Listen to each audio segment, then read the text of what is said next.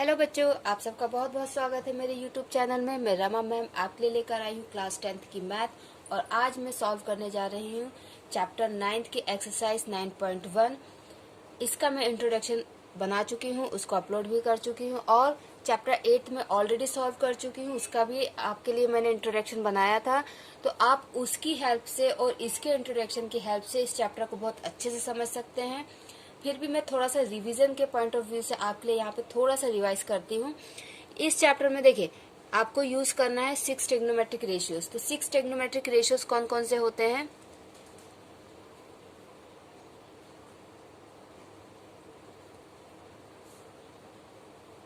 Six trigonometric ratios होते हैं। इनको याद करने की मैंने ट्रिक भी बताई थी आपको जब मैंने चैप्टर 8 का इंट्रोडक्शन बनाया था।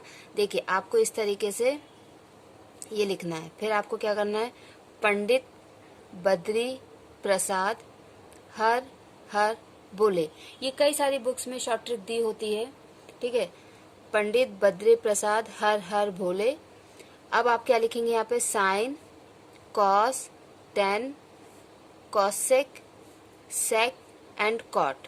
तो देखिए आपका साइन क्या हो जाएगा, P upon H, cos B upon H, tan P upon B, similarly cosec H upon P, sec H upon B and cot B upon P, ठीक है। इसके साथ साथ आपको ये भी पता चल जाएगा कि साइन इक्वल टू होता है 1 अपॉन कॉसेक, कॉस होता है 1 अपॉन सेक, टेन होता है 1 अपॉन कॉट और similarly cosec is equal to 1 upon sine, sec is equal to 1 upon cos and cot is equal to 1 upon ten.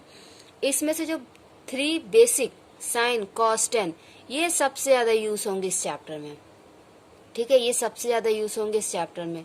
तो आपको इनकी वैल्यूज भी याद होनी चाहिए क्योंकि इसमें वैल्यूज यूज होंगी।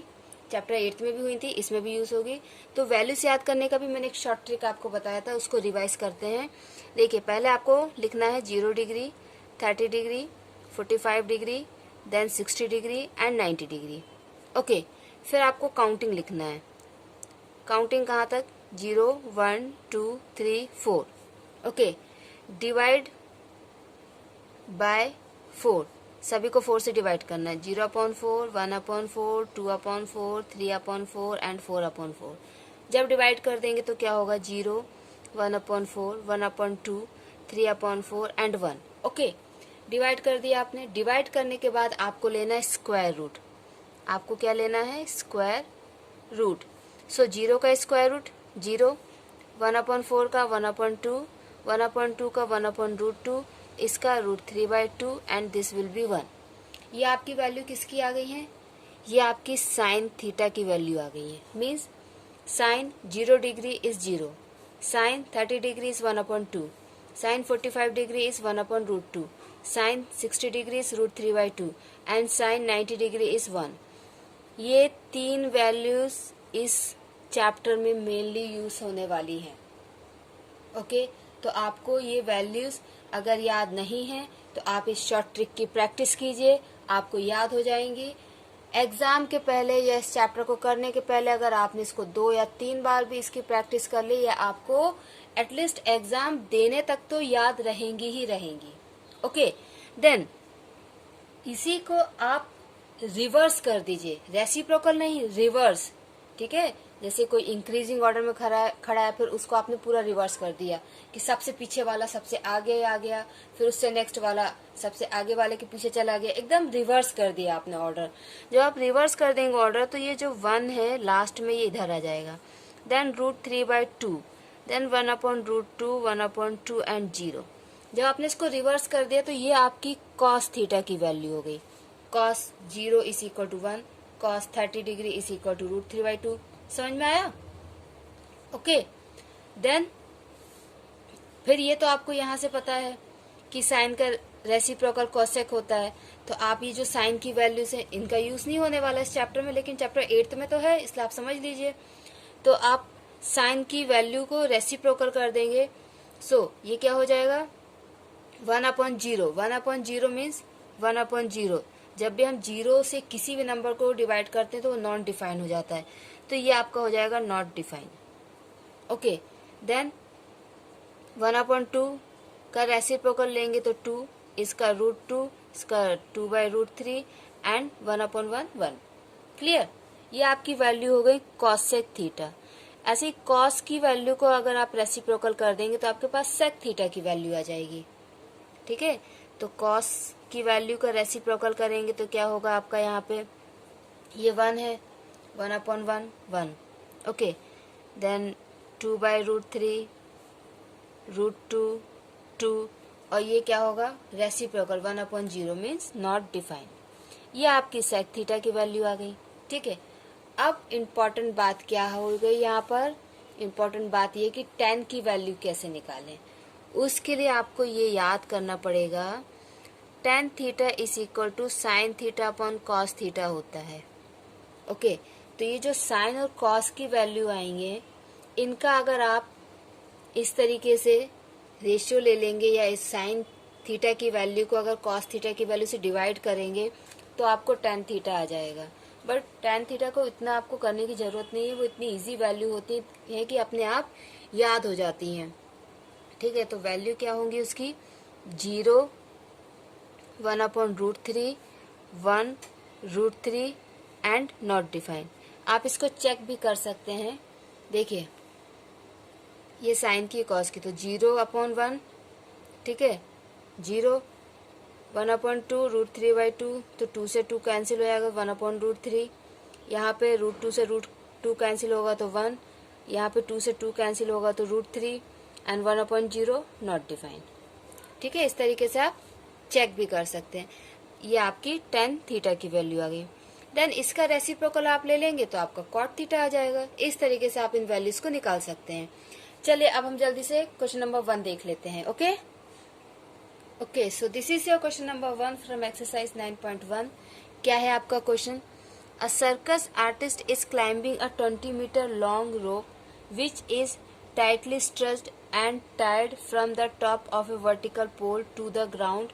Find the height of the pole if the angle made by the rope with the ground level is 30 degree. आपको फिगर भी दिया हुआ है, बट मैं आपको बता देती हूँ कि इस चैप्टर में बहुत रेयर केस में ऐसा होता है कि आपको फिगर दिया जाए, आपको डायग्राम दिया जाए। तो इसमें बहुत इंपॉर्टेंट बात ये होती है कि मैं क्वेश्चन पढ़ के डायग्राम कैसे बनाऊं, उसकी आप लोग ज़्यादा प्रैक्टिस कीजिएगा।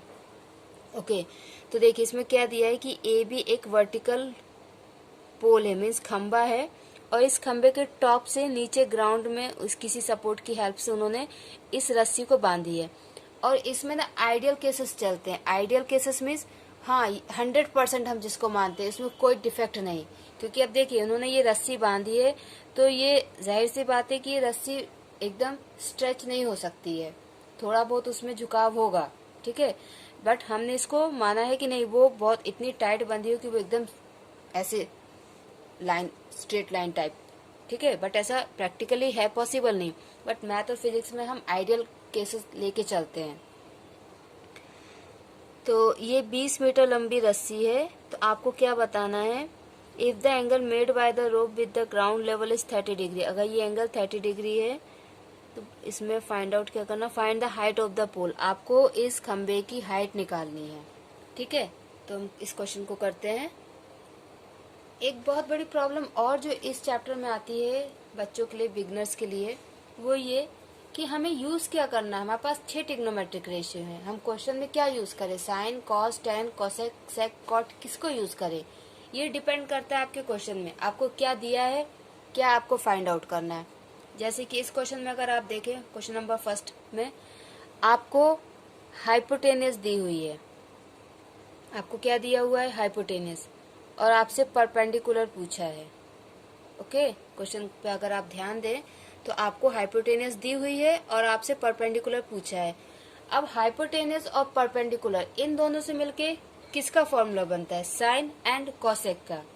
Sign equal to perpendicular upon hypotenuse and cosec is equal to hypotenuse upon perpendicular. इन दोनों में से आपको जिसकी वैल्यू याद है, जो आपको इजी लगता है, आप उसको यूज कीजिए। तो आपको गिवन हाइपोटेनस है, फाइंड आउट आपको परपेंडिकुलर करना है, इसलिए हम साइन यूज करेंगे। तो इस तरीके से आप पता कर सकते हैं कि मुझे यूज क्या करना है, 6 में से कौन सा यूज करना है। ओके, तो यहाँ पे आपको गिवन क्या है, AC is equal to 20 metre is equal to rope, ठीक है। And AB is pole, angle ACB is equal to 30 degree. आपको फाइंड क्या करना है? To find height of the pole. आपको पोल की हाइट निकालनी है, okay. Height of the pole AB। अब हम मान लेते हैं let height of the pole is equal to H, ठीक है। अब यहाँ पे आप कंफ्यूज मत होइएगा, क्योंकि मैक्सिमम टीचर्स यही करते हैं कि जो हाइट होती है उसको H, कैपिटल H या स्मॉल h से डिनोट करते हैं। सो this is height, not hypotenuse, okay. This is height. तो आप हाइट एंड हाइपोटेनियस में बिल्कुल कंफ्यूज मत होना। ये H हाइट है, हमने हाइट ली है, ये हाइपोटेनियस है, ओके। तो इसमें कंफ्यूज मत होना। अगर आपको कंफ्यूज हो रहे हो या आप हो जाओगे तो आप H मत लीजिए, X ले लीजिए, Y ले लीजिए, okay. So in triangle ABC sine 30 degree is equal to, अब देखिए हमने साइन 30 डिग्री लिया है, और ये मैं आपको चैप्टर 8 में भी बता चुकी हूँ कि जिस लाइन के ऊपर आपका एंगल होता है वो आपका हमेशा बेस होता है। तो ये आपका बेस हो गया, ऑब्वियसली ये परपेंडिकुलर होगा। तो साइन 30 डिग्री क्या हो गया? AB upon AC। अब साइन 30 डिग्री कितना होता है? ऊपर हमने अभी सीखा था, ठीक है। तो साइन 30 डिग्री आपका होगा 1/2।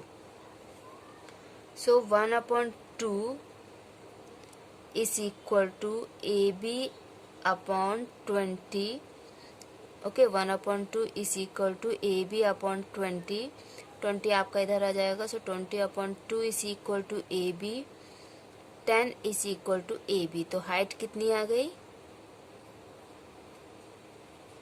10 मीटर, ओके। हाइट कितनी आ गई? Height of the pole is equal to 10 metre.